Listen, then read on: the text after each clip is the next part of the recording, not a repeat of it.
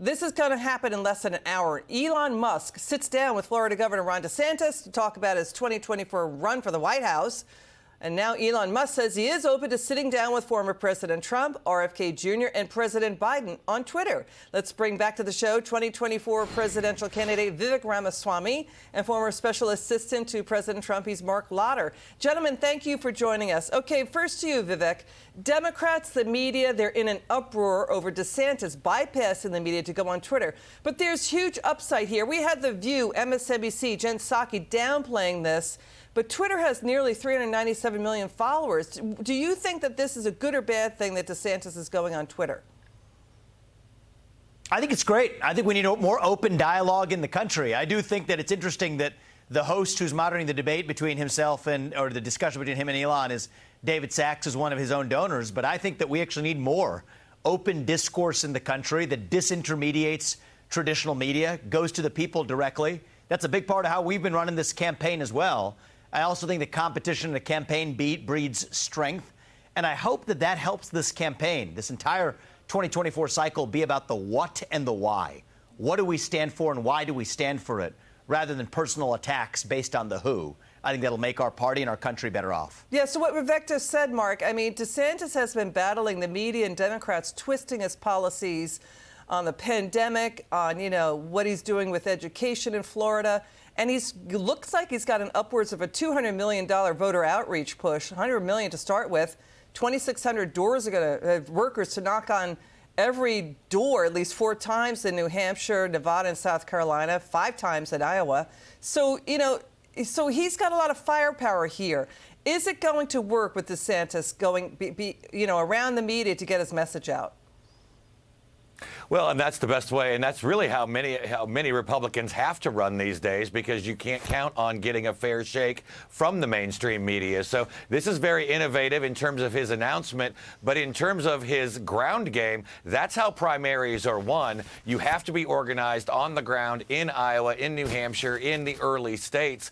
And so since he has such a huge war chest, it's good to see him actually doing those things. Too many candidates just rely on attacks and thinking, if I just attack my opponent, when actually it's getting people to the polls, to the caucus sites. That's how you win primaries and caucuses. Yes, what Mark just said. We also have this, Vivek. Former President Trump is opening up a string of attacks hammering DeSantis on social media. Are you thinking they could bloody each other so badly they leave each other damaged, or will voters say, this is just politics? No, I think that's exactly what this race is on track to do. It's part of why I was called into this race. I do not think this should be a biographical brawl. I think this needs to be about what we stand for as a movement. What does it mean to be American? To put America first, we need to rediscover what America is. And we're not going to get there with 2 people boasting about their own accomplishments and attacking the other guy. This needs to be about the country and the people who are actually running to represent.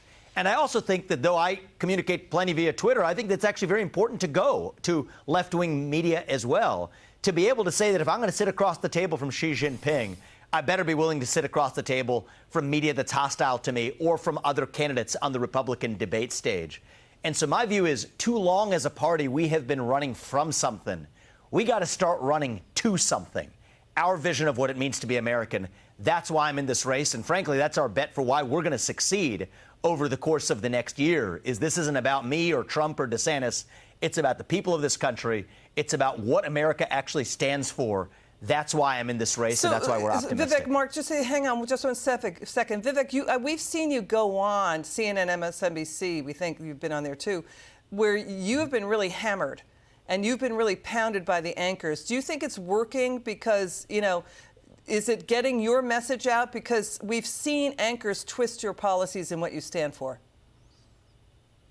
They will certainly twist and lie and deceive. That's okay. It's the playing field is not even. We still show up. And I'm not just doing that on media, Liz. I went to the south side of Chicago last week. All-black community, not exactly a place where traditional Republican politicians go. I go to college campuses. I think it's a winning strategy for us because the facts are on our side. The logic and arguments are on our side. We need to show up and actually deliver that message, especially to younger Americans who are hungry for purpose, hungry for meaning and direction. And the more we're providing it, the more successful we're going to be. I think we can win in a landslide election next year, like Reagan did in 1980. I'm running in this race to actually deliver it.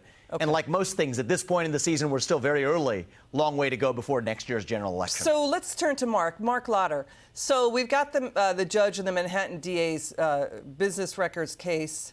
It's a civil case. It should be a misdemeanor with a penalty. He ramped it up into a criminal case. That hearing's going to come coming up pretty quickly in the middle. Rather, let me back up. It's going to come up during the Republican primaries, the hearings for this. How are these probes going to hit Trump in the race? I mean, we got Trump sending a letter to Attorney General Merrick Garland asking for a meeting, seeing the DOJ Special Counsel Jack Smith unfairly mistreating the former president in a classified documents probe. So how's that going to hurt Trump or affect Trump in the race? Well, you know, I think the one thing that Donald Trump has shown since 2015, 2016 is everything that you think you know about politics, throw the book right out the door. Because, you know, once he got indicted, his popularity increased. He doubled his lead in the Republican primary field. So literally, if he's spending his days in a New York courtroom and his evenings on Twitter or having or Truth Social or on television talking about how I'd love to be in Super Tuesday states or wherever he may be, but I can't be, that's just going to fire up the base that knows that every single day liberal media and the radical Democrats are targeting this man, and he will use that to his advantage. We've already seen him do it in the primary process. We'll see him do it again from the indictment. We'll see him do that right through the trial. Well, you know, what Mark just said, Vivek, now, you know, we've got Governor DeSantis targeted over, you know, his fight with Disney, over Disney officials opposing Governor DeSantis' position on education policies in Florida. And then you have Senator Rick Scott issuing a travel advisory for socialists to Florida, warning Florida is openly hostile to socialists. Vivek, this is after the NAACP's own travel warning saying black Americans shouldn't go to Florida. And the chair of the NAACP lives in Tampa. And, you know, it's thousands of black-owned businesses. It had black immigrants. That population in Florida is more than 6 other states combined. So you see the attacks now, Vivek, pointed now at DeSantis. Yeah, look, I think that these are two very different sets of attacks. To be clear, I think it is downright wrong to use the power of the police state to arrest one's political opponents. Whether you're Democrat or Republican, that is chilling. That is wrong. And I've said that if I'm elected president, I would pardon Trump, not just Trump, but anyone who is a victim of a politically motivated persecution through prosecution. The rest of it gets back to what all of us face. I mean, Liz, I've faced a lot of this. Look at the way the New Yorker writes about me or about, you know, the way the media covers Ron DeSantis or many others in the Republican primary field. On that level, I say if you can't handle the heat, you stay out of the kitchen. I'm in this because I can handle the heat. I think that we show up, we win based on arguments, we win based on facts. And so I'm a big believer. I preach about the end of victimhood culture in America. Okay. Mostly I'm preaching to the left, but I like to practice what we preach too. Hardship isn't victimhood. That teaches us who we are. We want to get into this. Which party is more united? I mean, RFK Jr. is now polling anywhere up to 20% among Democrats, splitting the Democrat Party. Hillary Clinton just said President Biden's age is a legitimate issue. Mark, let's get you to watch this. Watch President Biden here. With Nancy leading the way, you never had to worry about whether the bill would pass. She said she had the votes. She had the votes every time. And she had the votes, so many life-changing pieces of legislation. She helped rescue the economy in the Great Depression. So the president just said Nancy Pelosi, he said it last week, helped us get out of the Great Depression, which occurred in the 30s. Biden is an unpopular incumbent. A majority of Democrats say they don't want him to run again. Your final word, Mark. It's not because of his age. It's not because of his blunders. It's because of his policy failures.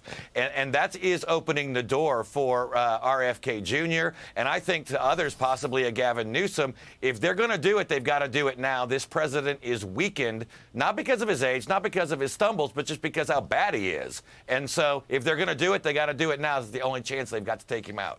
Vivek Ramaswamy and Marc Lotter, thank you so much.